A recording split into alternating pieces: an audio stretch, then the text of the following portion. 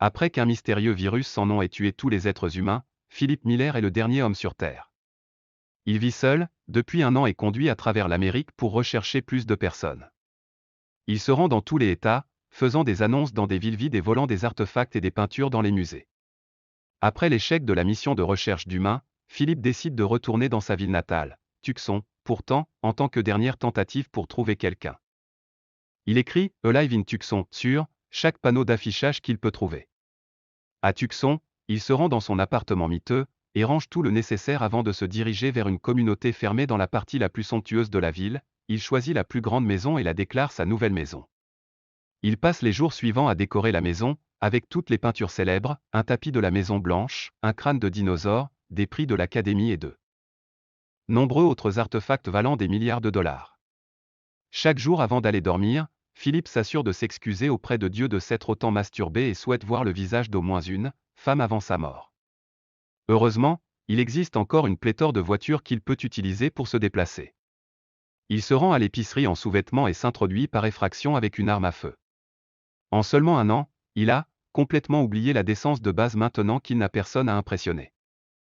Il fait également tout ce qui n'était qu'une pensée impulsive avant le virus, comme détruire la pile de canettes dans le magasin et ramener des centaines de films pour adultes à la maison. Pour passer le temps, il joue au racquetball avec lui-même, utilise des lampes et des aquariums comme quilles de bowling et écrase des voitures les unes sur les autres. Le chaos lui fait ressentir une pointe d'adrénaline et l'aide à faire face à la solitude. Après environ un mois, il commence à perdre son sens de la santé mentale. De plus, être seul le jour de son anniversaire lui rappelle tout ce qu'il n'a pas apprécié quand la vie était normale.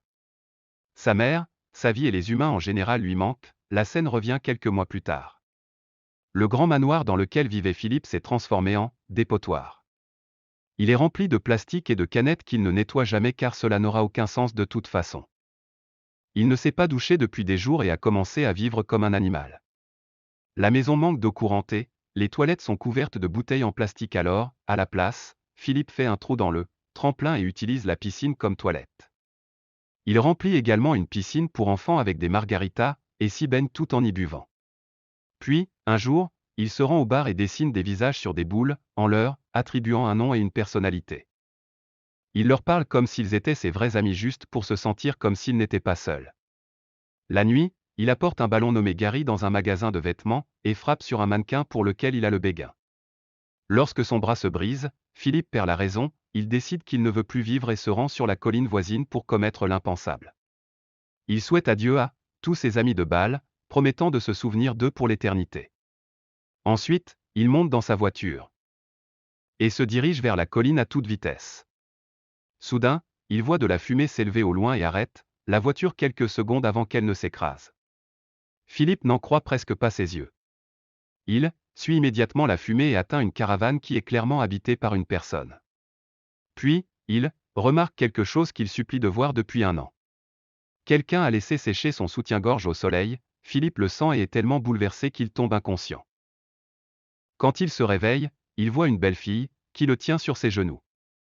Elle promet de manière séduisante de réaliser ses souhaits et l'embrasse. Philippe profite du baiser avant de se réveiller et de réaliser qu'il rêvait. La fille devant lui est moins attirante et plus âgée. Elle effectue une RCR sur lui pour le ramener. Ils s'éloignent l'un de l'autre, bizarre de voir un autre humain après si longtemps. Philippe lui demande où se trouve la belle femme jusqu'à ce qu'elle lui fasse remarquer qu'il devrait plutôt s'inquiéter pour son slip mouillé. Il s'avère qu'il s'est fait pipi quand il était inconscient. Même dans une situation comme celle-ci, Philippe affirme qu'il nageait de face plutôt, c'est pourquoi son slip est mouillé. Il commence agressivement à expliquer qu'il ne s'est pas fait pipi, ce qui fait paniquer la fille. Elle sort une arme à feu et lui demande de rester à l'écart. Philippe admet finalement qu'il a en fait fait pipi et est gêné. Une fois qu'ils se sont tous les deux calmés, il se présente. Le nom de la fille est Carole. Elle était analyste avant, le virus est aéré en Amérique après la mort de tout le monde. Elle a vu le panneau « Alive in Tucson » et est venue ici, pour voir si elle est vraiment la dernière personne en vie. Bien que Philippe mourait d'envie de rencontrer une femme, il n'est pas très excité de voir Carole. Elle corrige à plusieurs reprises sa grammaire, ne comprend pas ses blagues, et continue de parler de choses non pertinentes. Après avoir discuté un moment, il décide d'aller en voiture, à l'épicerie. En chemin, Carole se plaint qu'il ait franchi le panneau d'arrêt. Bien que Philippe prétende qu'il n'y a pas de circulation, elle reste catégorique sur le fait qu'ils doivent suivre les règles sinon ils commenceront à vivre comme un animal.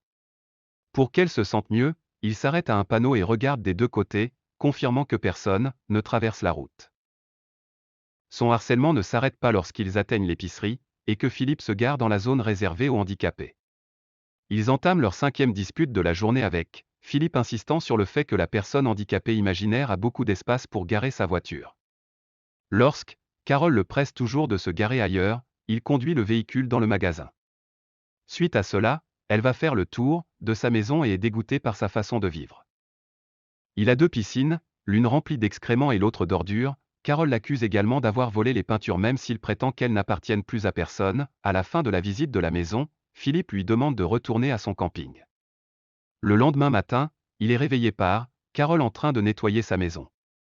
Elle le harcèle pour qu'il achète des fournitures de jardinage et de nettoyage au magasin, car ils doivent commencer à vivre comme des êtres humains. Le soir, Philippe se rend chez ses copains de bal et se plaint de Carole. Même s'il ne la connaît que depuis un jour, il a l'impression qu'ils sont un couple marié, qui a désespérément besoin de divorcer. Le lendemain matin, les choses empirent pour lui alors qu'elle emménage dans la maison voisine. Il essaie de la chasser mais Carole est têtue. Elle lui demande s'il a peur d'être vu nu, et en guise de réponse, Philippe enlève son pantalon.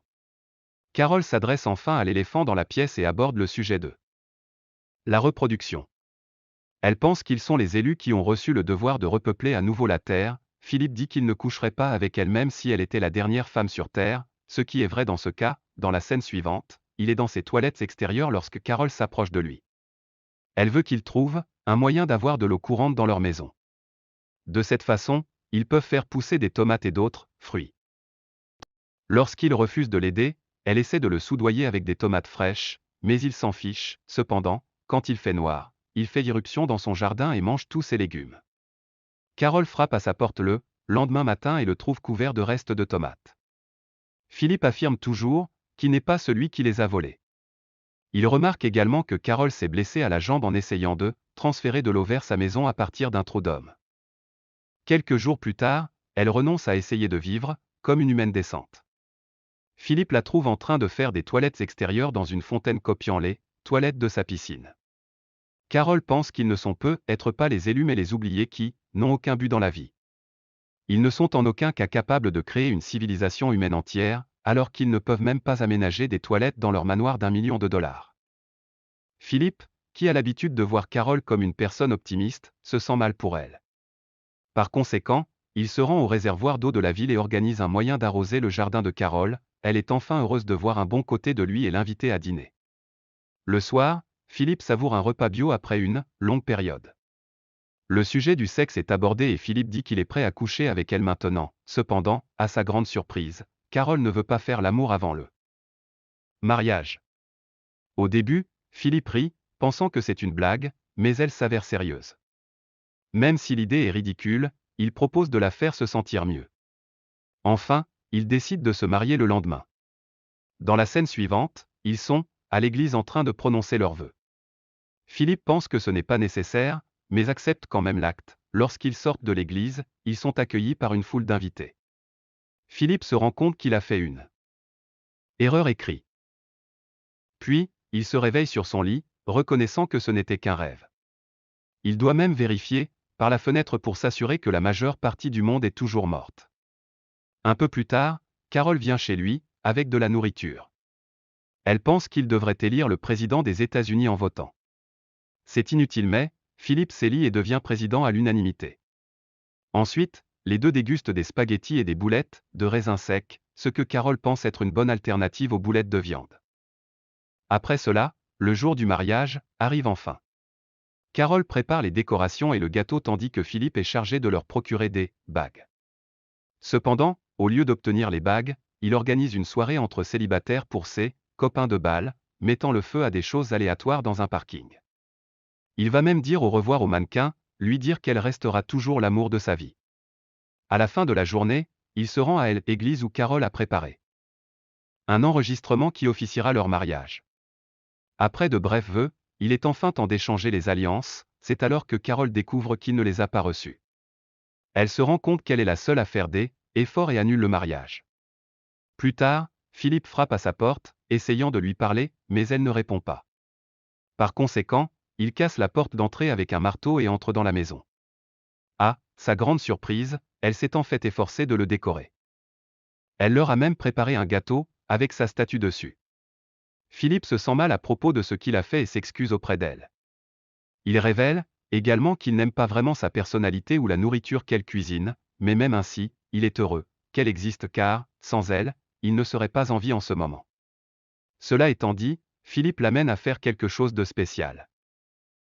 Dans la scène suivante, ils se rendent dans une bijouterie où Carole obtient toutes les bagues qu'elle veut. Ils célèbrent enfin le mariage et sont déclarés mari et femme. La nuit, les deux font l'amour, mais l'expérience n'est pas ce que Philippe pensait que ce serait. Carole ne peut pas arrêter de parler toute la nuit, faisant des remarques étranges qu'elle trouve chaudes. Le lendemain matin, elle le trouve en train de jouer au racquetball chez lui. Philippe pense qu'elle va encore le harceler mais à sa grande surprise. Elle le rejoint dans le jeu, ils profitent du reste de la journée pour faire des choses comme Philippe le fait normalement. Ils fabriquent des combinaisons ignifugées et s'immolent mutuellement, font passer un bulldozer sur des canettes de bière et vont à la rencontre de l'ex-petite amie de Philippe qui est mannequin. Carole lui parle pendant un moment avant de la frapper pour avoir frappé son mari. Pour la première fois, Philippe est heureux de l'avoir épousée et pense que leur vie pourrait être tolérable. Alors qu'ils rentraient chez eux, ils ont soudainement heurté une limousine à un carrefour. Choqué, Philippe court vers la voiture et voit une belle femme en sortir, juste au moment où il pensait être heureux avec sa femme. Il commence à regretter leur mariage. Abonnez-vous pour plus de vidéos comme celle-ci, activez la notification et laissez un j'aime pour aider la chaîne. Merci d'avoir regardé.